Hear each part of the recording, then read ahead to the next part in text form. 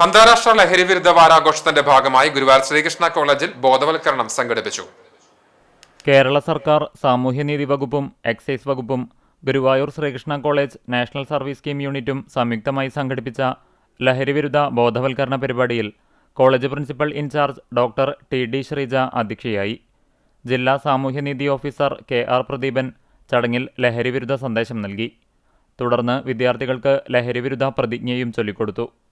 ക്യാമ്പയിന്റെ ഭാഗമായി Chavakkad excise range ഓഫീസിലെ civil excise officer M Manikandan ലഹരിമുക്ത കേരളം യുവതയുടെ ഉത്തരവാദിത്വം എന്ന വിഷയത്തിൽ ബോധവൽക്കരണ ക്ലാസ് നയിച്ചു. സാമൂഹ്യനീതി വകുപ്പ് senior superintendent Sino Savy, NSS programme ഓഫീസർമാരായ doctor Suresh V Namboothiri, doctor G Gayathri, സാമൂഹ്യനീതി വകുപ്പ് Sayam Prabha manager, facilitator Marshal C Radhakrishnan, Nashamukt Bharat Abhiyan coordinator PS Jayapriya, college വിദ്യാർത്ഥി യൂണിയൻ പ്രതിനിധി Jyothish Kumar, NSS volunteer Krishnapriya PK, Amaldas എന്നിവർ സംസാരിച്ചു. വിദ്യാർത്ഥികൾ ഒരുക്കിയ ആന്റി ഡ്രഗ് അബ്യൂസ് എക്സിബിഷനും സിഗ്നേച്ചർ ക്യാമ്പയിനും പരിപാടിയുടെ പ്രധാന ആകർഷണങ്ങളായി.